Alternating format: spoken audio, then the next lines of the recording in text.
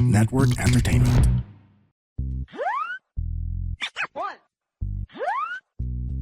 two, three. Welcome everyone sa panibagong episode ng Machong Chismisan. Kasama niyo pa rin po ako, si Makoy Pare, your showbiz bro, yung corporate slave at yung resident macho next door. At kasama pa rin po natin ang pinakamabangis, pinakamalakas, si Tito P. Tito P or Teke Tito. At kami po ang inyong Machong Chismisan. Kami po ang inyong longest running comedy podcast sa buong Pilipinas. At kami po ang inyong twice a week source of happiness dito sa podcasting world. At kasama pa rin natin sa Tito P sa New Year's edition natin ng Machong Chismisan from Comedy Manila. Pinaka-crush ko lahat. Pinaka-crush ko pare sa lahat ng tri-athlete sa balat ng podcast. Ang pinakagwapong tri-athlete sa balat ng podcast na kilala ko. Walang iba. Si Lawrence Bibar from Comedy Manila. Hi, Lawrence! Hello, Papi Makoy, Tito P. Naiinis ako kasi sumayaw na naman ako sa Christmas party po ng ina niya. Di ba Pinagbawal na? Pinag-bawal na, di ba? Oo nga eh. Pwede mo sila reklamo sa HR. Ay, pwede mo sila reklamo sa DOLE pagkapirahan mo. Yaman. Parang tagal mo na. Ba't ka Pero pumayag? tagal na empleyado para pa sa'yo. Hindi, bago lang ako. Bago ka pa. Wala ka talagang choice, di mo marereklamo sa dole. Wala. Hindi ko maano yung rite of passage. Pero okay naman yung bigayan eh, kaya worth it. Yung Ayan, 5 sige. minutes na. Yan ang ganda. Anong opinion nyo with regards sa ayun, medyo may sense na tayo ng kung ano isasagot ni Lawrence so pagdating sa pagsasayaw sa Christmas party. Kasi ako medyo na-disappoint ako nung part na medyo may balita na nga na ipagbabawal na raw yung pagsasayaw sa Christmas party. Kasi parang it's all fun and games. Masyadong nabibaby yung mga ano ba yung tawag sa mga bata ngayon? Gen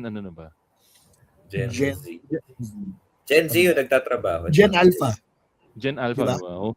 Parang masyado silang nabibaby na parang, ano ba yan, yung feelings ko na o-offend dahil pinipilit akong sumayaw.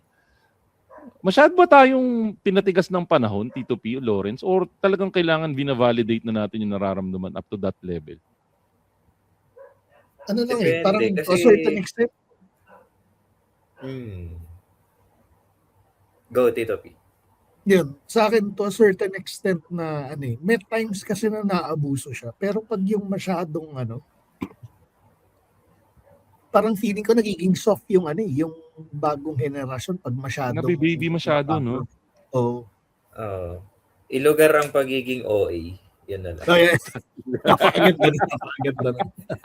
Tangina naman kasi kung sasayaw ka ng Christmas party, ano lang yan? Hindi mo naman kailangan pag-practicean yan. Ano lang yan? Kumbaga, 3 minutes, diba? Konting kahihiyan man lang para sa kasisiyan ng lahat. Unless malaki ang cash prize. Ayan. Example. Yung kumpanya yun, nagpa-Christmas party, may sayaw-sayaw. Pero 30,000 yung first prize. Practice ka dyan, pre. Siyempre, magpa-practice ka doon. Gagalingan mo doon. Tsaka hindi ka magmumukhang tanga doon. Kasi yung production level mo pang-asap na eh. Oo, kasi sa laki nung parang walang gusto mo. Power of mag-validate. 30,000 sa Christmas party, pare. Ay, nako. Pero ito, since medyo patapos na yung Pasko, I'm assuming by the time na nailabas to, medyo tapos na yung Pasko.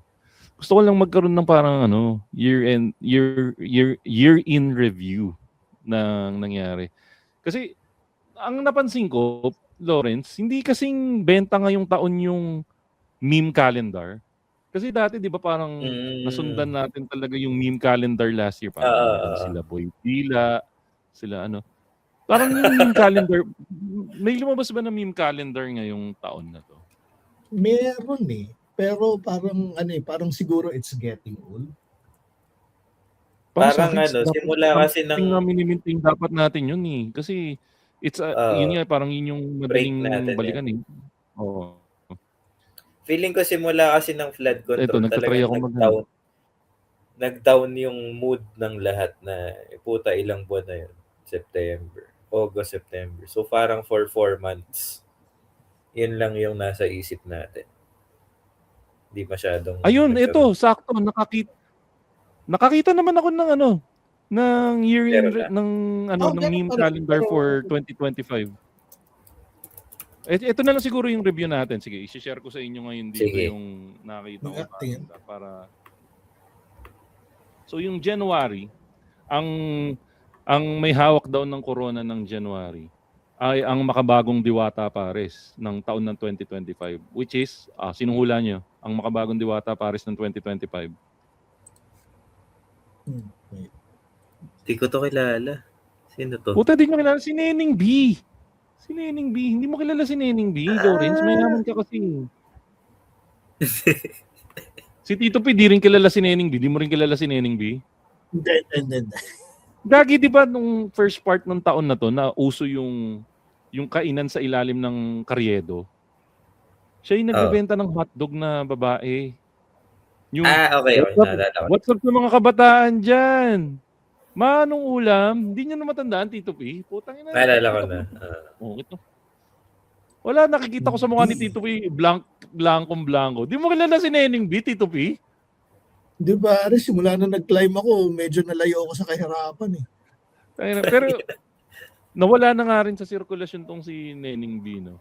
Parang magmula nung tapos na silang gatasan ng mga vlogger sa Carriedo. Pero dati talaga parang ang dami niyang binuksan na business, pre. Nagsimula siya dun sa sausage, na yung hotdog sausage sandwich. Tapos nag-extend pa siya ng drinks, nagkaroon pa siya ng tofu. Kaya lang ngayon nga parang humina na kasi nga nawala na yung food park sa ilalim ng Carriedo. Ikaw ba, Lawrence, na-try mo pumunta doon or hindi ka nakapunta doon? Napuntahan ko na yung Carriedo nung na-renovate na. Pero nung classic na ito yung pagitan ng di ba, Intramuros tsaka tama ba? Yung underground. Underpass. Hindi, yung Carriedo Station mismo, bale, bago mag-Central Station, saka pagkatapos ng Doroteo Jose. Tama ba, Tito P? Doroteo Jose. Hindi, Yung malapit sa Quiapo. Malapit sa Quiapo. Ito yung in between ng Quiapo at saka Santa Cruz. Ay, yan, pagitan ng Quiapo at Santa Cruz. Yun, nandun. Paghapon kasi, punong-puno yun pa rin ng dati punong-puno dati ng mga nagbebenta ng pagkain ng January. Parang night market style. Actually, medyo night market na nga na, kaya lang maaga pa siya nagsisimula. Tapos, ang dami nagtinda doon, madaming sumikat doon. Sumikat si Baga ng mama mo. Yung kamukha ni, wala, kitang-kita sa mukha ni Tito P, hindi niya nasundan yung storya ng Carriedo eh. Ang isang sumikat doon, si Baga ng nanay mo, kamukha nung sino yung online seller dati na babae na mga inutil. Mga inutil. Si Inuts. Si Madam Inuts. Yun. Kamukha ni Mama Inuts. As in literal na mukha silang pinagbiyak na bunga ni Madam Inuts. Tapos ang daming sumikat na mga doon, na mga food vlogger doon. January yan yung sumikat sa Pinoy Calendar. Itong nangyari sa February, hindi ko kilala kung sino to. May idea ba kayo kung sino to? Ito ba yung pinag-break? Tapos, ito ba yung murder? O hindi? Puta, yun nga ba yun? O yung nag-cheat? Baka ito yung nag-cheat? Hindi. Kasi hindi natin kilala. Either matanda na tayo. Ito, sige, lampasan na natin yung February kasi hindi natin masyadong kilala. Pero yung sa March, ang sumikat si Golden Retriever Boy. Golden Retriever Boy. Asan kaya to? Pero si Golden Retriever Boy, ito yung di ba? Yung dun sa dating game. Dating game show. Puta si Tito P, wala na namang emosyon si Tito P. Di mo kilala si Golden Retriever Boy, Tito P? Nakaganito, hawak na sa mic, nakaganto, mukhang tanga. Hindi mo kilala Tito P? Parang nadaanan ko pero hindi ko siya maalala. Tangin na wala kang kwenta. Kung nakikita niyo lang yung mukha ni Tito P, yung itsura niya yung mga magulang na iniintindi ko ano ibig sabihin ng 6'7". 6'7". Ganun yung itsura ni Tito P. Ano ginagawa ng mga bata na to sa 6'7", 6'7" eh. Ganun guys yung itsura ni Tito P ngayon. Si Golden Retriever guy, sumali siya sa parang dating game. Tapos, dinescribe niya Tito P yung sarili niya na I'm like a Golden Retriever guy. Pero, Ewan ko, nagta-trying to be funny ba siya nun, Lawrence? O talagang ganun lang talaga siya? Feeling ko, ano talaga, yun yung description niya sa sarili niya. Tapos tinatry niya magpa-cute, pero hindi cute. So, cute eh. Kasi madumi yung kutis niya eh. Mukha siyang... tingnan mo naman yung itsura. Search. Ikaw, Tito P, tingnan mo yung itsura ni Golden Retriever Guy. Kung ngayong hindi mo siya kilala, ano yung itsura ni Golden Retriever Guy? Hindi naman ako kagapuan, pero hindi rin siya kagapuan. Sige, lampas tayo ng March, April. Yan, Tito P, chicks yan. Siguro naman kilala mo yan. Yung February, inano ko na-google ko siya. So, mag-jowa to for 7 years. Abigail and Nathaniel. Tapos, dito yung parang nag-viral yung Marilag na kanta. Cheating scandal ko eh. Hindi ko alam yung, sex scandal? Cheating. Cheating. Ayun nga, yung cheating. Okay. Yun nga. Pero hindi ko alam yung buong storya niyan. Pero yung nung sinabi mo yung Marilag na kanta, di ba? Yun Marilag na kanta. Tayo hindi ko alam kung bakit, pero tuwing nag-e-enlex ako dun sa Marilao exit, tumutugtog yung Marilag na kanta sa utak ko. Putang ina. Hindi, akala ko naman nagkakataon na tumutugtog talaga yung Marilag. Sa utak mo lang. Sa utak ko. Okay. Ito, yung April yan. Tito P, sigurado ako kilala mo yan. Chicks yan. Hindi ko kilala, pero chicks. Agree ako, chicks. Puta, ikaw, Lawrence, hindi mo kilala yung April? Hindi ko na pero familiar. Ano nga bang nangyari dito? Yan yung Yan yung... Ay, yung motovlogger! Yung pinakaway na pick up? Si mayabang na moto. Nakalimutan ko lang yung pangalan eh. Kilala ko na. Ano nga ba yung line niya? Ano yung lead niya dun sa ano? Yung sa side mirror. Ano nga pangalan ng motovlogger na siya yung walang side mirror. Oo. Yung pinagalitan niya yung sasakyan na hindi tumitingin sa side mirror pero siya wala siyang side mirror. Yana motovlog. Si Yana. And a Filipino blogger who gained significant attention and controversy in May 2025. Puta pre, ang bilis ng panahon, no? May pa pala yun.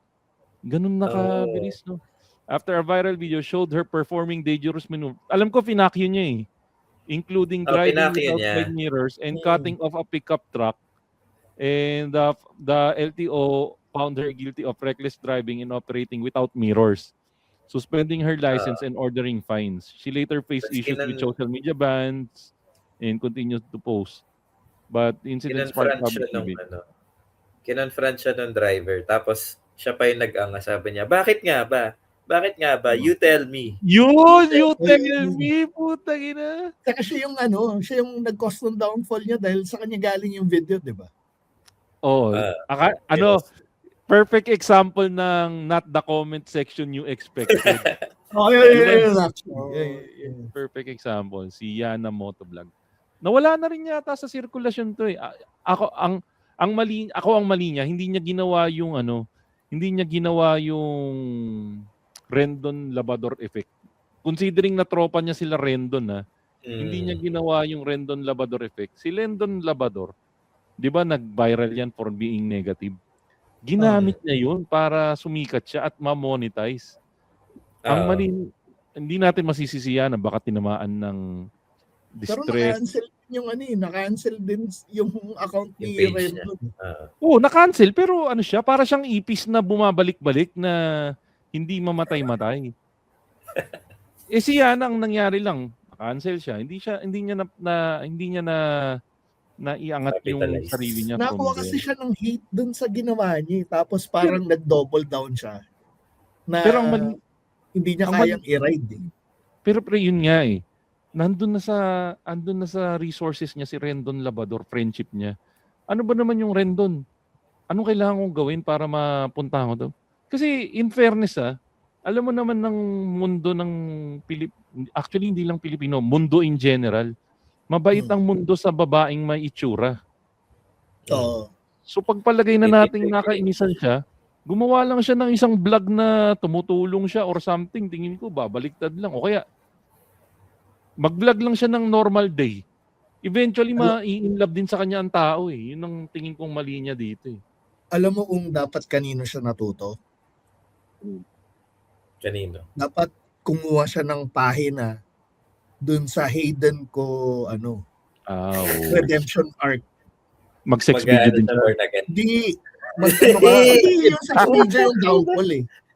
Pag ganun, ako kasi, nag-iipon ako ng katarantaduhan eh. Pag dumating ako sa puntong cancelable na talaga ako, bigla akong magiging Christian. Yung tipong, makikita nyo sa CCF, we have a new member guys, he's coming back to our Lord. Tapos umiiyak akong ganun. I'm really sorry, Lord. Tapos kikwento ko yung mga pagkakamali ko. Tama. Tapos i-accept ako ng Christian community, papabaptize ako. Pero syempre magbabago na ako. Pero ipunin ko muna lahat ng katarantado. Kumbaga pag andun na ako sa lugbok na ako, sa ako tatawagin si Jesus Christ. Tapos ipopost mo sa Instagram mo yung inilulublub ka sa tubig para para legit talaga na nabinyagan ka na at habang pero no going back na yun. Habang tumutulo yung tubig ng paglublob sa iyo, kasamang nalalaglag yung mga kasalanang ginawa mo. Pero wala nang balikan yun. Siyempre, tuloy-tuloy na yun. Tingnan mo si Aiden, di na bumalik. Kasi pag bumalik ka tayo, nasiraan na nun eh. Putay na, pinapanood ko si Hayden ha. Alam mo yung parang kay Venom, yung, di ba, nakakapit sa kanya yung symbionite ba tawag doon? Basta yung yung alien. Yung dark side niya. Makikita mo minsan lumalabas sa leeg niya yung kalokohan niya. Try mo manood ng mga vlog na nandun si Hayden. Yung parang may hihirit siya na kagaguhan na parang, uy, teka, mali yun. Balik ka sa loob. Pumapreno.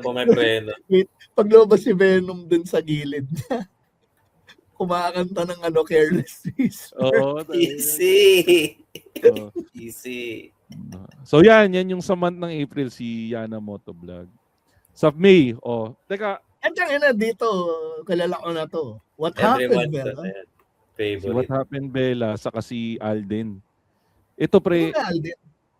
yung nasa picture mismo na nakadila si Alden, naging naging meme yan Pero si What Happened, Bella, para sa akin, isa sa biggest meme of 2025 si What Happened, Bella.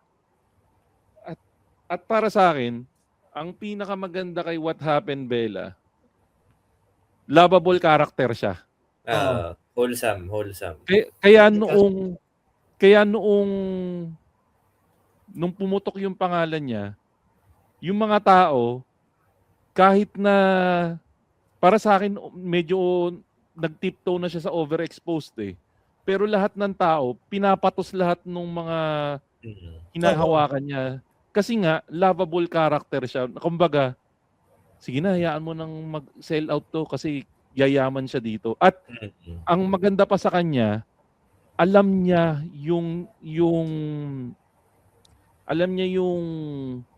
ano ba yung tamang term? Time frame. Yung time frame ng kasikatan niya. May isang interview na sinabi niya na na parang nangyari kasi dati nag-viral na siya before Parang alam niya na up to a certain point lang yung level of fame niya. Itatry niya yung best para ma-maintain, pero kung hindi, tanggap niya. Yun yung maganda sa kanya.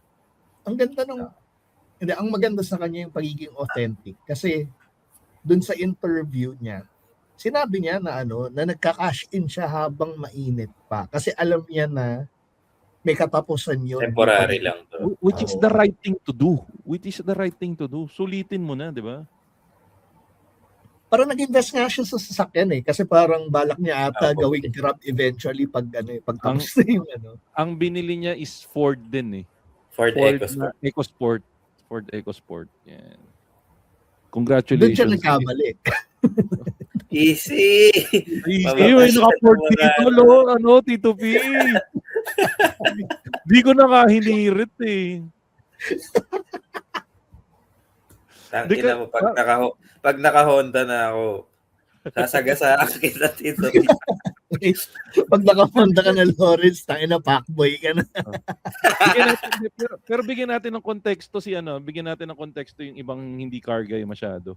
may bad rep lang kasi ng konti yung yung Ford EcoSport, and to be honest, na-bash ng konti, nabully ng konti si What Happened Bella nung pinost Si na Ford EcoSport. Christopher Diwata, pangalan natin. Si Christopher Diwata na sinabi ng mga car guy na bakit naman ganyan, sana may nag-sponsor sa kanya. Pero again, kung yun yung nagustuhan niya, wala tayong magagawa eh. So kung maging masaya na lang tayo para sa kanya. Tapos yung isa nga na nangyari din nung May, yung meme ni Alden na nakalabas yung dila na ginawa ng sobrang daming kalalakihan nung nag-viral na yun. Etong June, hindi ko kilala kung sino tong June. O sige, wag kami. Don't ask. Ay, alam ko yan. Oh, sino yan? Yan si Eva Eva Elfie. Elfie. Sino? Naging guest siya naging music, ano yung tawag doon? Tama, guest doon sa music video ni Flo G. Yun yung porn star? Yun yung porn star. Okay. Bakit siya yung Sabi ng tropa ko Sabi lang ng tropa ko.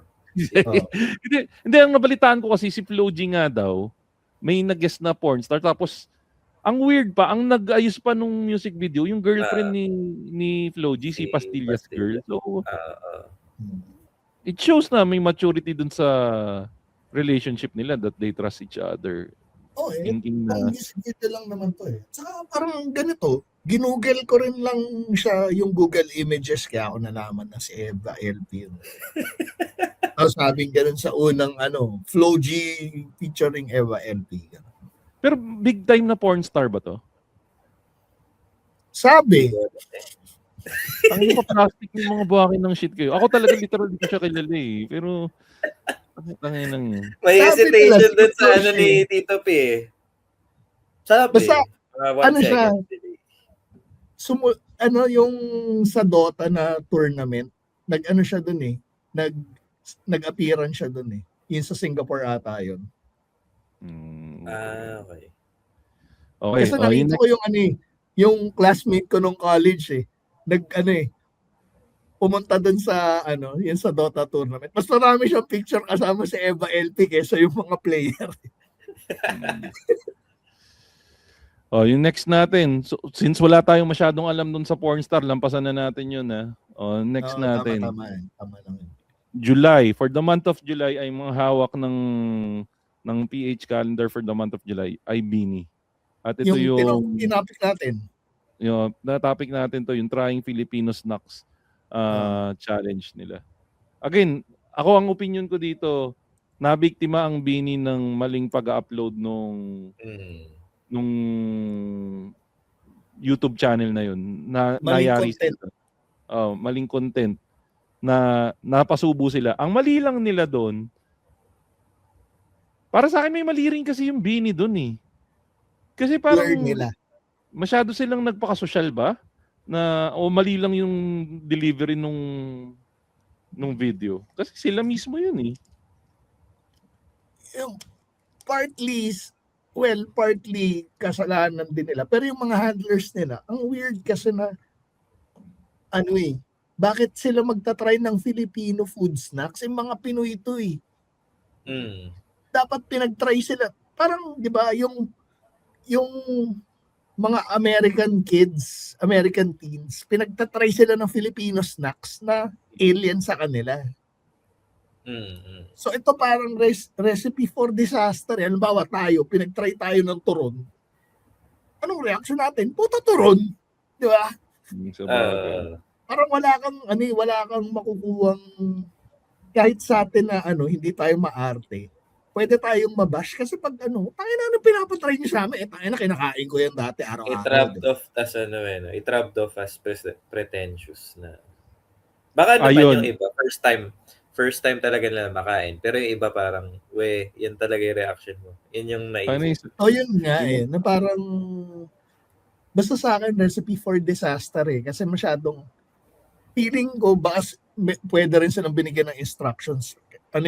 Pag nag-react lang kayo ng wala lang, ng normal, hindi rin siya mag-generate ng traffic eh. Actually, kahit maasar ka sa kanila, nag-generate pa rin siya ng traffic eh. So, from PR standpoint. from a content creator standpoint, it did its job. Pero at at Beanie's expense. Yan lang yung downside doon. Pero nalampasan din nila eh. Pero alam ko may sumunod pa silang issue after that. Yan ang problema sa Beanie, Parang sunod-sunod yung sumunod na issue nila yung yung conversation nila na yung conversation nila na may tungkol sa minoridad. Nauna yun. May yun eh. May nangyari yun. Ano ba yun? Pero weird yun, Weird din yung nangyari dun. Pero yung string nga, parang mali yung magkakasunod na gano'n. Medyo alat sila sa taon na to, Parang feeling ko medyo lumalamlam sila. Kailangan nila maglabas ng bagong hit by 2026 para ma-maintain nila yung estado. Meron na, pre. May full album na silang nilabas. Okay naman. Siguro, dun sa 8 songs, 5 okay. 3 sucks. Ano yun? Ang problema kasi Lawrence and Tito P, lumabas ang sex bomb, medyo sinapawan sila ng sex bomb. Well, to be fair, yung sex bomb, para siyang buro eh. Pinatagal mong binabad yun bago mo nilabas eh. So, may yun eh. Tsaka yung sex bomb is sex bomb to begin. Kala ko sinasabi mo parang buro maasim. ang point may asim. Pero pare malupit yung sex bomb to be fair, may asim pa sila sa lagay. Ang ganda ng medyo tumalon lang tayo ng December pero nakakita niyo ba yung opening ng concert? Hindi. Pero may office mate ako na doon. Tuwan-tuwa siya. Bibigyan ko kayo ng chance. Pause nyo muna to. Search nyo yung opening ng concert ng Sex Bomb. Putang ina, kikilabutan kayo. As in, literal na ang ganda nung pagkakagawa. Sige, ayan, nakabalik na kayo. Ang ganda, di ba? Ang ganda nung opening. Talagang sobrang ganda ng pagkakadirect. And para sa akin, ang ganda nung concert. Ayun. At di ba yung pinag-uusapan pa nga nila Rochelle? Napanood ba yung interview nila kay Boy Abunda? Napanood niyo ba yun? Inilako daw nila sa iba't ibang producer. Puta pre, wala daw gusto mag-produce. Parang na-imagine ko ngayon yung mga taong nilapitan nila nagsisisi siguro. Isipin mo kasi magra-round 3 pa sila eh. Feeling ko yung round 3 nila isusugal nila ng Philippine Arena yun. Pero tingin nyo ba kaya ba nila yung Philippine Arena? Ako feeling ko pa rin. Kaya yun, pre. Tayo yung target market, may pera na tayo. Exactly. Tayo. Yun nga, yung mga pinalaki ng sex bomb, puta, may pera na eh. Pero ito, perfect example yung office mate ko, galing siya sa may kayang pamilya, kaya nga di ko in-expect nung sinabi niya na magli-leave siya para manood ng sex bomb na concert. Ako, ang initial reaction ko is akala ko joke. Tapos nung lumabas na yung story na yung nag-e-enjoy siya, sabi ko, shit, legit nga kasi yun nga, maganda yung sinabi mo, laking sex bomb eh. Pero kasi para sa akin tumatalon kasi yung sex bomb ng social class. Transcending sila. Pre, super, talaga yung, ano ba yung tamang term? Ano talaga sila, pre, yung sobrang lakas talaga nila dati. Halos lahat ng TV show nandun sila. Parang everything that they touch during that time turns into gold eh. Top of the food chain sila. Yung Daisy 7, man, tumagal yung Daisy 7. 35 seasons yun, pre. Hindi. Diba may public clamor nga na mailagay sa Netflix. Napakatanga nga na, ewan ko ba't hindi pa rin nilalagay sa Netflix kung may panahon man na ilagay sa Netflix. Sino ba nag-produce ng concert nila? Si Rochelle. Sila daw. Si Rochelle, si Sunshine. Yung mga may perang sex bomb, sila nag-produce nung concert. Fuck. Di para pala silang parang yan nangyari sa April Boys. Self-produce yung concert. Yun nga yung part ng interview. Ang dami daw nilang nilapitang producer, walang gustong mag-produce ng concert nila. So ang ending, sila nag-produce. Ito fun fact lang. Alam niyo ba yung nangyari sa April Boys kung bakit sila yumaman? Bakit? Kasi nung ginawa nila yung album nila, naghahanap sila ng label na magpo-produce sa kanila Walang gusto. para i-launch nila yung album nila. Tapos, lahat ng label na nilapitan nila, nireject sila. So, ang nangyari, sila nag-produce ng sarili nilang album na nung nag-diamond status sila, lahat ng kitang yun, sila yung umani. Wala na middleman. Pero di ba ang yumaman lang si April Boy, yung dalawa yung kapatid niya nag-OFW na lang. Si Regino. Hindi, yumaman. Si April Boy yung sumikat. Yung pinaka-sumikat. Pero lahat Parang sila yumaman. sumikat din sila si Bingo sa si Jimmy. Di ba nga, naging parang magkaaway pa nga yung dalawa na yung dalawang grupo na yung si April Boy. Nag-split sila dahil April Boy Regino tapos April Boys, di ba? Oo. Ang kwento pala ganito, yung perang naipon nila, yung nanay pala nila yung nag-produce kasi yung nanay nila may hawak ng pera nila. Okay. Ay, naku, sumalangit na si April Boy. Sayang si April Boy nung bata namatay. Patay na ba siya? Patay na si April Boy. Si April Boy Regino. April Boy Regino patay. Mga 1 or 2 years na siguro. Diabetes. Complications ng diabetes. Umabot siya sa punto. Hindi ko kaya tanggapin, pre. Hindi ko kaya tanggapin. Yeah, Tangina Lawrence. Tangina, ganda. Ganda nun. Tangina, ang ganda nun siguro kung pumunta ka sa burol ni April Boy. Sa burol. Hindi ko kaya tanggapin ba? Tangina pre, alam mo yung Mausoleum ni April Boy? Yung sa pintuan niya, ang takip nun, malaking sombrero niya. As in yung binabato na sombrero niya, ganun yung nandun yung sa... Yung NBA logo na malaki. Di, yung mga NBA. pero yun sa kanya, April Boy talaga. Anyway, so punta tayo sa August. Sa month of August, ang nakalagay na nasa month of August, si Sir Jack to, di ba? Yung ngangi. Ito ba yung feud niya kaya, no? Yung feud niya kay Aura. Kung saan tinatawag niyang bading si Aura. Tapos meron daw guding. Si Aura daw is bading. Ha? Bading si Aura? Oo, bading si Aura. Tangina mo. Hindi ko kayang tanggapin, gago. Tangina ka. Hindi, pero yun yung magkaaway sila ni Aura. Ang basa ng iba dito, nagpapaka all out gago tong si Sir Jack para for the clout. Kasi nga nawala na siya sa kumbaga in character to. Pero ang problema kasi ngayon pre full-fledged na siya DDS na siya. DDS vlogger na rin siya. So bigot talaga siya. Hindi siya. Hindi na in character. Bigot na bingot. Hindi ko nga sinabi. Tangina ka Sinet. Aliyop yun natin ito. Ganda Binato mong patas. Parang Jason Kidd Talagang ang sabi nga winilmil pa winilmil mo pa ang sabi nga dito kay Sir Jack, babawi na nga lang daw sa ganda ng personality. Hindi pa niya ginawa. Tangina kasi talagang ewan ko kung sinasadya niya. Hindi ko alam na may ganitong level pala ng tao na talagang sobrang troll ba yung tamang term? Tinotroll niya. Pero naniniwala ako na maganda yung diskarte ng mga DDS vloggers kasi lahat ng demographic tina-target nila Meron silang trans. Meron silang si Thinking Pinoy. Wala na, retired na Nag-aral na sa ibang bansa Oo.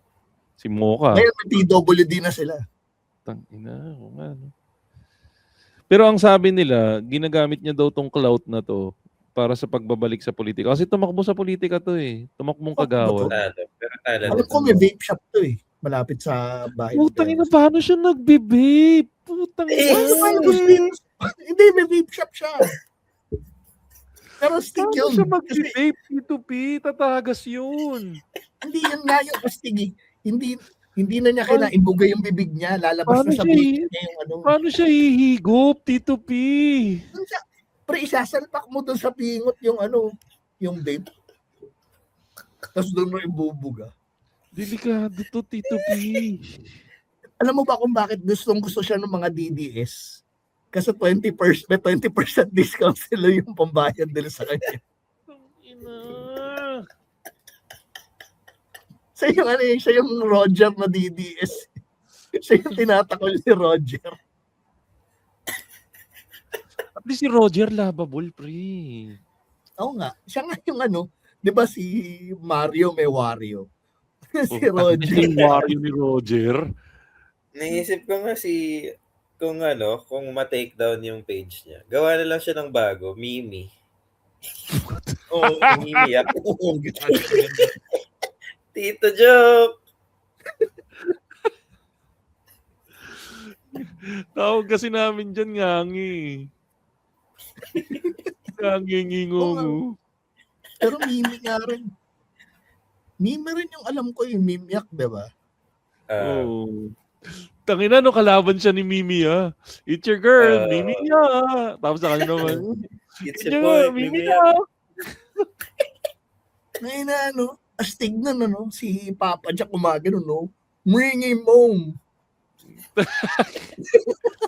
Gago, napaaway ito sa inaway ito ng misis niya.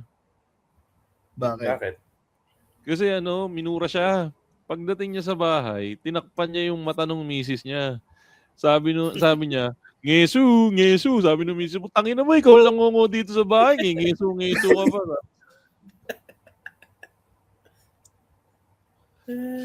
Tangina, sinulit natin yung Ngangi jokes doon. Talo na tayo, baka tirahin tayo ng mga... May grupo na siya eh. Yung grupo nila na Los Banateros ba 'yon sa sa Net25. Tangina, nakakatawa. Meron na silang grupo doon, may TV show sila sa Net25, Los Banateros yung pangalan. Sa Net25? Oh, Net25, alam mo naman eh. Anyway, so, September. TDS ang INC? Oh, dun sa Net25 is channel ng INC daw. Oh. Anyways, baka may masabi ka pang iba. Punta tayo ng month ng September. Sa month ng September, ang nandito yung mga flood control personalities. Si pangalan nito si Curly Discaya, sino asawa niya na nabigyan na ng warrant ngayong araw, si Sara Discaya. Yan. Si Michael B.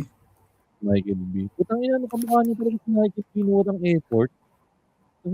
Sa loob ng Michael B. Ito na yung pinaka-easy na transition na gagawin ko. Tangina. Pero yun nga, sana guys, wag natin makalimutan yung flood control issue. Tangina, wag tayong magpapadala dun sa mga aswang na pinapakawalan nila para makalimutan natin. Hanggang next year, hanggang walang nakukulong, wag tayo titigil, guys. Wag nating papagalin yung apoy na galit. Napakalaki nung ninakaw nila sa atin. Si Queen Yasmin last year pa, di ba? Last year. Pero mainit din siya nito kasi di ba naglabas nung Canva na font na siya yung gamit. Tangin ng talino nung Canva, no? Ang wini-wish ko lang sana nababayaran ng maayos si Queen Yasmin kasi ang daming business na gumamit ng font niya eh. Na lumalabas tuloy na mag-endorse eh. Na-meet ko na si Queen Yasmin doon sa Cool Pals event nung isang beses. Sweet girl na mabait, na magalang naman. So, I wish her the best. Wholesome talaga, no? Wholesome talaga. Na parang ano ba yung tamang term? Wala siyang masamang tinapay kahit kanino nung nakausap niya. Parang good siya. Okay. So, September. Pwede rin isama sa September yung mga nagwala dun sa rally. September ba yung rally? Or October? September. Yung mga nag-away-away sa Sogo. Okay. Sa October, ang sumikat, ito si Aljur. Tangina, kamukha niya yung microphone, no? Para sa akin miss opportunity yun eh. Kasi ang talino ni Aljur. Ang maganda kay Aljur, kaya medyo papatay na tong meme nung kay Aljur. Ni-ride onan niya eh. Alam niyang laruin eh. Ang mali niya lang, dapat dun sa mga succeeding videos niya, ginamit niya yung same microphone na kamukha niya. Kasi yung sa mga succeeding videos, hindi niya na ginamit eh. Dapat pinangatawanan niya rin yung part na yun eh. Pero malupit doon, gusto lang kumanta ni Aljur ba? Sa totoo lang. Hindi kasi yung pamilya niya singer. Oo nga, pamilya sila ng mga nagbabanda. Oo, tama yun. No? Pati yung kapatid niya, kumakanta rin yun eh. Pero ano ba? OA lang ba tayo o pangit talaga yung pagkakakanta niya? Hindi, maayos naman siya naman. May napanood ako isang video, okay naman yung kinover niya. Galit lang talaga siguro tayo dahil niloko niya si Kylie Padilla, no? Pwede, Yun lang Tapos, naman yun eh. Parang galit din tayo dahil shota niya si... Galit tayo kasi niloko niya si Kylie at galit tayo, shota niya si AJ Rabal. Kaya galit tayo sa kanya. Yun ba yun? Oh, actually, ako, wala akong pake doon. Parang mas sayang si Kylie Padilla. Sinayang si Kylie Padilla. Ang weird lang, no? Tangina. Tatay mo babaero tapos napunta ka rin sa babaero. Napakaalat ng buhay mo. Di ba yun nga yung yun nga yung parang curse. Kaya yung mga babaero ayaw magkaanak na babae. Bayad utang. lang yung bayad utang. Di ba yun yung kasabihan? Pag 3 sunod-sunod na babae anak mo, bayad utang daw. Sana naman, wag na maranasan ng mga babae yun. Kasi si Kylie nakaawa si Kylie. Ang ganda nga nung ginawa ni Kylie, nag-guest siya doon sa podcast nila Buboy saka nung taga Starstruck na babae ni may isipo. Hindi na si Tuesday yung co-host si Your Honor. Basta yung yung Your Honor. Si Charis, alam mo. Si Charis. Ang inaalam mo ko anong unang linya niya, 'di ba? Inintroduce siya. Ang unang linya niya, hindi ako unang nag-cheat ha. Puta, sabog yung buong studio. Wow. Talaga? Sobrang gago. Sobrang gago. Ayan, ina-endorse ko. Pakinggan niyo yung Your Honor, yung guesting ni Kylie. Puta, unang-unang hirit pa lang. Miss Kylie Padilla. Hindi ako yung unang nag-cheat ha. Lilinawin ko lang. Puta, sabog lahat ng tao dun sa sa studio eh. Okay. So, punta tayo ng November. Ang November, yung ano pangalan ng bundok? Sierra ng Pilipinas. Yung Sierra Madre, yung meme ng Sierra Madre, yung ako yung anong tawag doon, yung naglalaban si Sierra Madre saka yung Storm. Alam mo ba yung Tito P? O di mo nakita yun?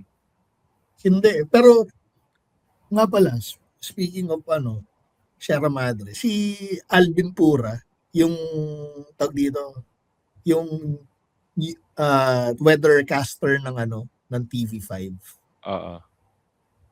Dinispute niya yung about dun sa sa Sierra Madre. Actually hindi lang siya, madaming nagdi-dispute dun sa fact na pinoprotektahan daw tayo ng Sierra Madre. Tama ba? Yun ba yung pupuntahan? Oo. Na technically, pag dumaan ka nga naman kasi sa Sierra Madre, walang paghuhugutan na tubig naman talaga yung bagyo. Kaya talagang hihina siya. Technically, ginagawa nga ni Sierra Madre yung parte niya.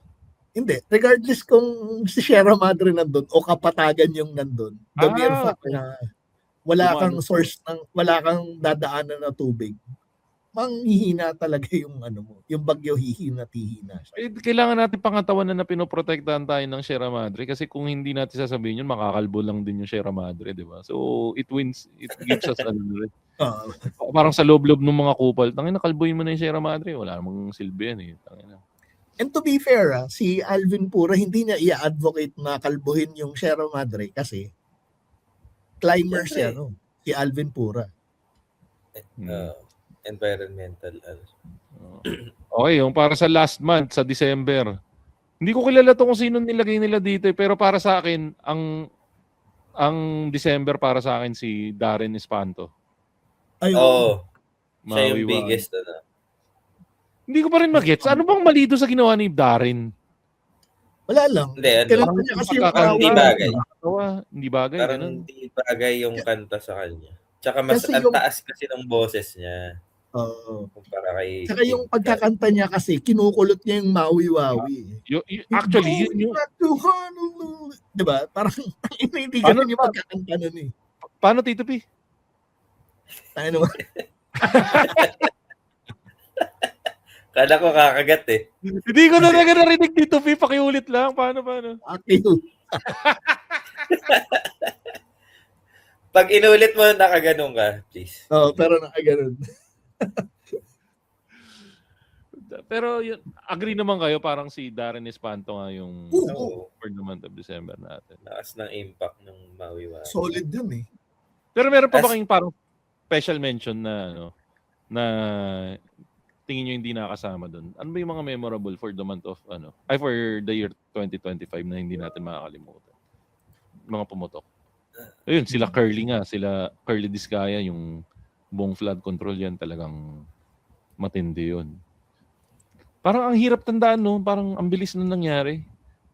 Or may naalala pa ba kayo na iba na dapat nandyan man lang? Si Alice Gu. Si English. Si Alice Gu. Ano siya? Nakulong na si Alice Gu, di ba? Parang perpetual, Reclusion perpetual. May recency bias kasi tayo, pero nung time na si Alice Gu, mabenta. Tapos yung pag nagsasalita siya, yung parang lumalabas yung dila niya, di ba? Ay, oo. Ano ba yun? Sinasadya ba yun o ano? Hindi, ganun na siya magsalita. Pero ano tingin nyo? Talagang yun, no? Chinese talaga siya na tinanim dito, no? Na-prove naman. Chinese na tinanim dito. Ano yung bigas? Ay, palay. Hindi ganun talaga kasi putang inisipin mo, pre. Nagkaroon siya ng birth certificate, nakatakbo. Parang namuno ng isang lugar. Isang pekong Pilipino, ang lupit. Pwede kasing rin eh, hindi Finland, pero alam mo yung illegal alien, pero tapos naging successful. Kumbaga masyado siya naging greedy na pumasa na ako ng illegal alien dito, may Philippine passport na ako, magtatakbo na rin ako sa politika. Parang ganun ba yun? Ako tingin ko, planted yun, Brad. Kasi ang sinasabi nila dun sa area na yun, may mga pogo-pogo dun sa area na yun eh. Saka, ikaw pre, alam mong illegal ka. Kung ikaw alam mong illegal ka, ilalagay mo ba yung sarili mo sa ganung level ng ng spotlight na putang ina. Andun ako yung mayor. Mas madali ka nang nakikita ng sambayanan. Yun nung ako iwasan ko yung gano'n. Kung normal na peking Pilipino. So why would you want to be a fake Filipino when a lot of Filipinos are trying to be other nationalities? So ano yung i-gain niya? Well, dahil Chinese siya, yung mga mayaman na Chinese dito, mga immigrants yun eh. Ang papansinin mo, yung pagiging immigrant, parang siya eh, parang alam mo yung nagkakaroon ka ng motivation para para maging successful. Yung mga Pinoy, pag pumunta na ibang bansa, nagiging successful. Ganon din yung mga taga ibang bansa. Yung mga Koreano pupunta dito para mag-business. Diba? Nagiging successful sila dito. Sabagay, may point. Meron pa ba kayo iba naisip bukod kay Alice Go? Or yun na ba? Parang alam ko madami pa namang iba eh. Nakalimutan na lang natin siguro. Si Tulfo, Rafi Tulfo. Alin doon? Yung Lame. Puta, luma na yun. Hilukay na lang yun ng mga tao dahil lumabas yung lumabas yung pero nagsimula yung sa Viva Max, yung Christmas party. Oo. Ang para dun sa mga storya natin na para sa mga hindi alam, ang storya nun, yung si Tulfo online, may online show, may nag-guest, Tito Bray ba yun? Tito Bray ata yun no? Yung isang lalaki siya nag-guest. Oo, yung Tio Bray. Tio Bray. Tapos binanggit yung in blind item format na na nagbabayad daw di umano ang isang senador, tapos binigay yung clue. Napaka-obvious naman nung clue na na si Senator Rapi Tulfo ang tinuturo. Pero kayo naniniwala ba kayo doon? Oo. Ako hindi, skeptical ako. Parang anyone can say anything. Pero yung girl mismo kasi parang di naman daw siya A-list level sa Viva Max. Pero ewan. Yung sa bagay, may point ka. Kasi Ika, Tito Pigo muna. Parang may forums na bago pa maging senador yung sila Tulfo. Sa forums kumakalat na yun na sila na tawag dito, suki, mga suki sila sa mga gentleman's bar eh. Actually, doon ako papunta pero mas maganda na ikaw na yung nagsabi. Sige, tuloy mo. Tsaka yun nga, di umano doon sa mga forums na sinasabi nila. Ito pre-Reddit pa to Ito yung mga Manila Tonight level sa forums na sinasabi na... Ano yung Manila Tonight dito, P? Yan ang Reddit nung panahon natin. Okay. Sige. Yun nga, pakto ka makoy. Basta forum siya. Yun nga. Anong meron doon? Halo-halo eh. To be fair, maraming topic sa Manila Tonight. Merong tungkol sa sports, tungkol sa technology, computer. So parang Reddit nga din talaga siya. Parang Reddit. At meron siyang portion na paborito siyang tambahin ni Ingo. Na yung Easy, nananahimik yun. Tangina, nananahimik yung tao, biglang nadamay siya. Pastish pass, pare. Nababanggit naman yan. Nagkaroon tayo ng episode tungkol doon. Na si Ingo yung nagdala ng episode na yun. Na yun nga, na nag-ano rin siya sa mga yung mga KTV, mga massage parlors. Tapos doon nga parang nababanggit doon na may mga celebrities na yun, si Makoy, suki daw. Yan, ano yan? Wala akong kinalaman dyan. Ba't nandadami Hindi, si Jimmy Santos, madalas daw sa mga... talaga? Hindi. Santo yun si Jimmy Santos. Para sa akin, Santo yun. Oo, kaya nga yung Jimmy Saints binibigyan mo ng dumi si Jimmy Saints, gago ka. Pero yun yung yung di umano sa forum yun yung nilalagay, yung sinasabi na mababait daw mag-tip yung mga Dami nangyari this year, no? Ako wala na ako maisip masyado na na nangyari pa this year. Ewan ko, parang medyo sobrang blur na sa akin ng mga nangyayari. Pero sana lang mas maging okay sana yung this coming year natin. Di ba outed yung yung nag-speak against si Amy Marcos, Senator Amy Marcos. Maganda yung nangyari na yun, yung November. November ba yun, yung tinawag niyang adik yung kapatid niya? Okay yun. Top 10 pero animated players ba? May nagulat ba? Hindi. Wala. Walang nagulat sa statement niya, pero nakakagulat na sa kanya nang galing yung statement. Ako hindi. Kasi parang nung, di ba siya yung nag-produce nung, yung pelikula ni Marcos nung bago nung presidensya, Made in Malacanang? Made in Malacanang. Kung mapapansin mo, siya nag-produce nun. Tinanim na nila na party boy and adik-adik si Marcos dun eh. Kung may ganang eksena dun? Oo, na pinapagalitan si Bongbong ng tatay niya na, paano kita pagtitiwalaan? Wala kang ginawa kundi mag-party. Jenner. Parang sa loob ko, tangina may... Pinanood mo siya. Hindi, yun yung trailer. Yun yung trailer niya. Kaya parang sa loob ko, puta, may ginagawang pagtatanim tong si may ginagawang pagtatanim tong si Amy, may galit sa kapatid niya. So, di ba nga yung chismis nga, hindi sila tunay na magkapatid. Anak ni Lacson. Ano pangalan nun? Yung... dating mayor ng Manila. Arsenio Lacson. Kaya hindi niya masyadong kamukha si Hindi niya masyadong kamukha si pangalan nito. Si Bongbong. Si Bongbong. Saka kita mo naman yung hulmahan ni hulmahan ni Amy. Manggang-mangga. Ibang-iba talaga dun sa pamilya. Easy. Ay, no. Anyways, dito na natin tatapusin yun. Magpasalamat na lang tayo dito sa isang taon na binigay nyo sa Machong Chismisan.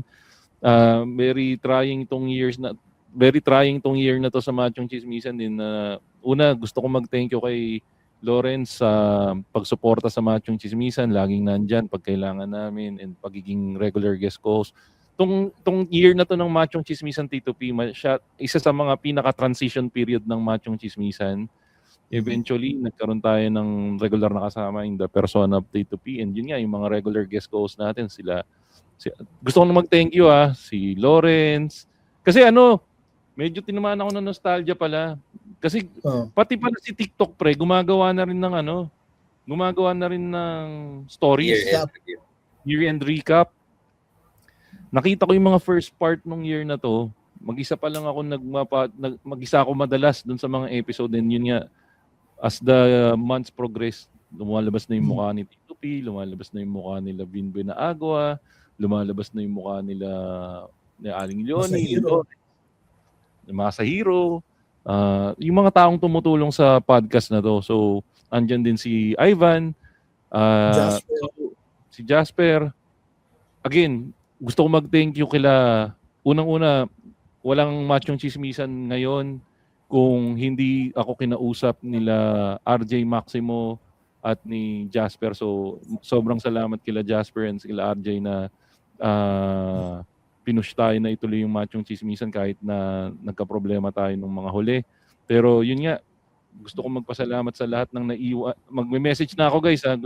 Gusto ko magpasalamat sa lahat ng naiwan na nakikinig pa rin ng Machong Chismisan. Nandyan pa rin kayo. Saka sa mga bago nakikinig ng Machong Chismisan, thank you na marami. So, hopefully, in the coming 2026, mas maging malakas pa yung Machong Chismisan at nandito pa rin tayo sama-sama at mas madami pa tayong mapag-chismisan na ibang bagay.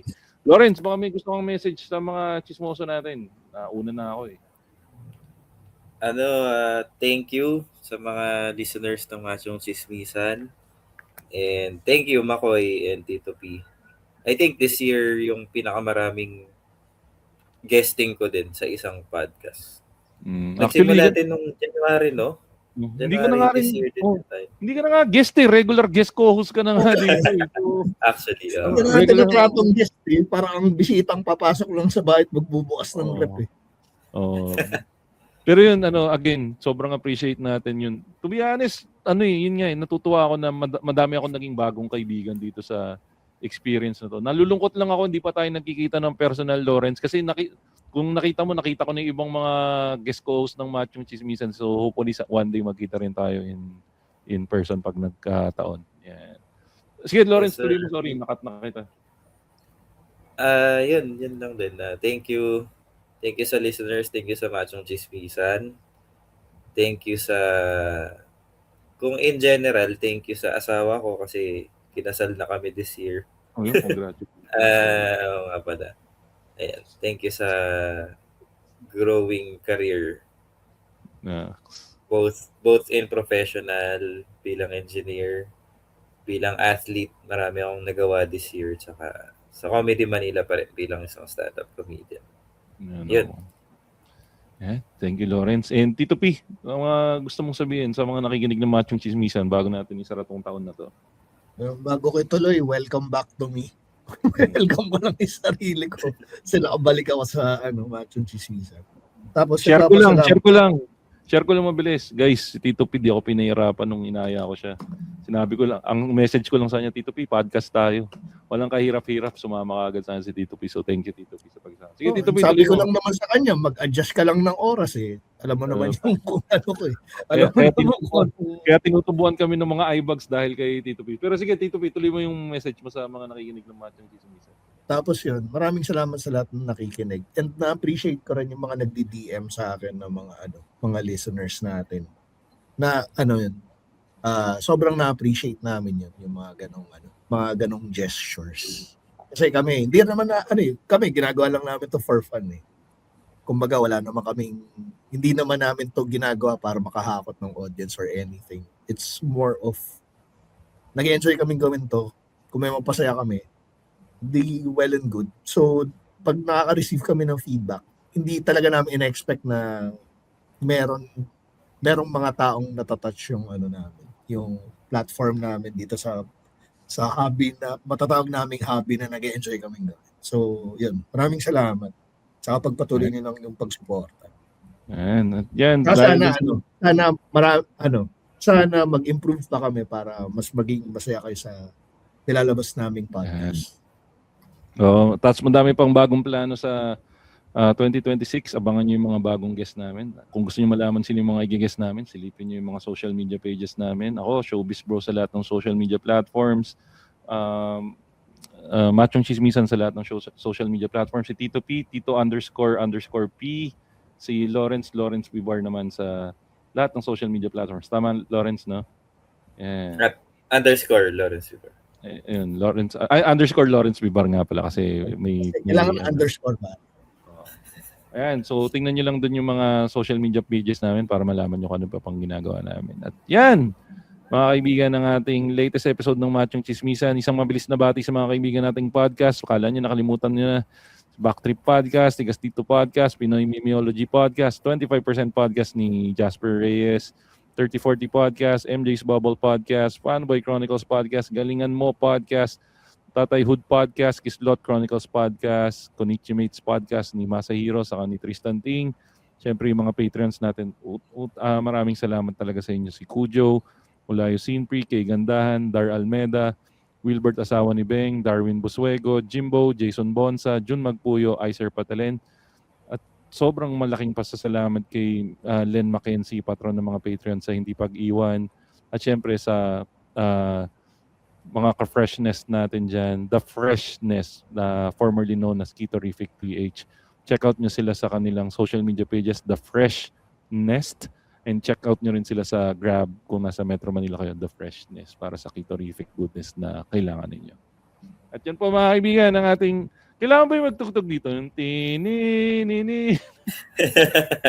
TV Patron style. Pero yan na nga po mga kaibigan. Happy New Year po sa inyong lahat at sana mas maging maganda ang 2026 nyo. Yan po ang ating latest episode ng Machong Chismisan. Kasama pa rin po natin pinaka-poging triathlete sa balat ng podcast. Walang iba, ang Ryan Agoncillo ng podcasting world. Walang iba kundi si Lawrence Bibar na lagi nagsasabing, Lord, please make my dream come true. And Happy New Year! yan. At kasama rin po natin, pinakamabangis, pinakamalakas si Tito P na lagi nagsasabing, Honesty is the best. At ako naman po si Makoy Pare, your showbiz bro, na lagi nagsasabi, lagi niyo tatandaan, ang tunay na macho, chismoso. Have a great day everyone. Bleep!